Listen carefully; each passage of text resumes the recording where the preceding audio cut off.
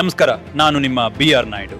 ಕೇಂದ್ರ ಸರ್ಕಾರವು 2019ರ ಲಿಂಗತ್ವ ಅಲ್ಪಸಂಖ್ಯಾತರ ಹಕ್ಕುಗಳ ರಕ್ಷಣೆ ಕಾಯ್ದೆಗೆ ತಿದ್ದುಪಡಿ ತರಲು ಮುಂದಾಗಿರುವುದು ಈಗ ತೀವ್ರ ಆತಂಕಕ್ಕೆ ಕಾರಣವಾಗಿದೆ. ನೈಜ ಸಂತ್ರಸ್ತರಿಗೆ ನೆರವು ನೀಡುವ ಉದ್ದೇಶದಿಂದ ಈ ಬದಲಾವಣೆ ಮಾಡಲಾಗುತ್ತಿದೆ ಎಂದು ಸರ್ಕಾರ ಹೇಳುತ್ತಿದ್ದರೂ ಇದು ಲೈಂಗಿಕ ಅಲ್ಪಸಂಖ್ಯಾತ ಸಮುದಾಯದ ಹಕ್ಕುಗಳ ದಮನ ಎಂಬ ಆರೋಪವೂ ಕೇಳಿಬಂದಿದೆ. 2019ರ ಕಾಯ್ದೆಯು ಪ್ರಕಾರ ಲಿಂಗತ್ವ ಅಲ್ಪಸಂಖ್ಯಾತರರು ಜಿಲ್ಲಾ ಮ್ಯಾಜಿಸ್ಟ್ರೇಟ್ ಅವರ ಬಳಿ ಅರ್ಜಿ ಸಲ್ಲಿಸಿ ತಮ್ಮ ಗುರುತಿನ ಪ್ರಮಾಣ ಪತ್ರವನ್ನು ಯಾವುದೇ ವೈದ್ಯಕೀಯ ಪರೀಕ್ಷೆಗೆ ಒಳಗಾಗದೆ ಪಡೆಯಬಹುದಿತ್ತು. ಶಸ್ತ್ರಚಿಕಿತ್ಸೆಯ ಮೂಲಕ ಲಿಂಗ ಬದಲಾವಣೆ ಮಾಡಿಕೊಂಡ್ರೆ ಅಧಿಕೃತ ಪ್ರಮಾಣ ಪತ್ರಕ್ಕಾಗಿಯೂ ಅರ್ಜಿ ಸಲ್ಲಿಸಬಹುದಾಗಿತ್ತು. ಆದರೆ ಮೂಲ ಕಾಯ್ದೆಯನ್ನು ಕೇಂದ್ರ ಸರ್ಕಾರ ತಿದ್ದುಪಡಿ ಮಾಡಿದೆ. ಇದರಿಂದ ಹಿಜ್ರಾ, ಕಿನ್ನರ್, ಜೋಗತಿ ಎಂದು ಗುರುತಿಸಿಕೊಳ್ಳುವ ಸಮುದಾಯಗಳಿಗೆ ಆತಂಕ ಎದುರಾಗಿದೆ. 2014ರ ಐತಿಹಾಸಿಕ ನಲ್ಸಾ ತೀರ್ಪಿನ ಪ್ರಕಾರ ಪ್ರತಿಯೊಬ್ಬ ವ್ಯಕ್ತಿಗೂ ತನ್ನ ಲಿಂಗವನ್ನು ಸ್ವಯಂ ಗುರುತಿಸಿಕೊಳ್ಳುವ ಹಕ್ಕಿದೆ. ಆದರೆ ಹೊಸ ತಿದ್ದುಪಡಿಯಲ್ಲಿ ಜಿಲ್ಲಾ ಮ್ಯಾಜಿಸ್ಟ್ರೇಟ್ ಅಥವಾ ವೈದ್ಯಕೀಯ ಮಂಡಳಿಯ ಪ್ರಮಾಣ ಪತ್ರವನ್ನು ಕಡ್ಡಾಯಗೊಳಿಸುವ ಸಾಧ್ಯತೆ ಇದೆ. ಇದು ವ್ಯಕ್ತಿಯ ಖಾಸಗಿತನ ಮತ್ತು ಘನತೆಗೆ ಧಕ್ಕೆ ತರುತ್ತದೆ ಎಂಬುದು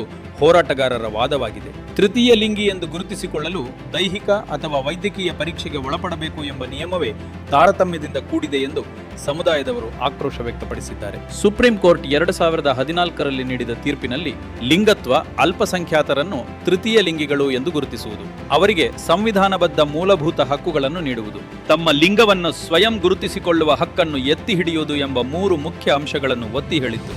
ಆದರೆ ಈಗಿನ 2026ರ ತಿದ್ದುಪಡಿ ಮಸೂದೆಯು ಈ ಆಶಯಗಳಿಗೆ ವಿರುದ್ಧವಾಗಿದೆ. ಈ ಮಸೂದೆಯ ವಿರುದ್ಧ ದೇಶಾದ್ಯಂತ ಪ್ರತಿಭಟನೆಗಳು ನಡೆಯುತ್ತಿದ್ದು, ಕಾನೂನು ರೂಪಿಸುವಾಗ ಸಮುದಾಯದವರನ್ನು ಗಣನೆಗೆ ತೆಗೆದುಕೊಳ್ಳದೆ ಏಕಪಕ್ಷೀಯವಾಗಿ ನಿರ್ಧಾರ ಕೈಗೊಳ್ಳಲಾಗುತ್ತಿದೆ ಎಂದು ಪ್ರತಿಭಟನಾಕಾರರು ಆರೋಪಿಸಿದ್ದಾರೆ. ಯಾವುದೇ ಒಂದು ಸಮುದಾಯದ ರಕ್ಷಣೆಗಾಗಿ ತರುವ ಕಾನೂನು ಆ ಸಮುದಾಯದ ಘನತೆಯನ್ನು ಎತ್ತಿ ಹಿಡಿಯುವಂತಿರಬೇಕು. ಕೇಂದ್ರ ಸರ್ಕಾರದ ಈ ಹೊಸ ತಿದ್ದುಪಡಿ ಮಸೂದೆಯು ನಿಜವಾಗಿಯೂ ಹಕ್ಕುಗಳನ್ನು ರಕ್ಷಿಸುತ್ತದೆಯೇ ಅಥವಾ ಇರುವ ಹಕ್ಕುಗಳನ್ನು ಕಸಿದುಕೊಳ್ಳುತ್ತದೆಯೇ ಎಂಬ ಪ್ರಶ್ನೆ ಮೂಡಿದೆ. ಧನ್ಯವಾದಗಳು. ಜೈ ಹಿಂದ್, ಜೈ ಕರ್ನಾಟಕ.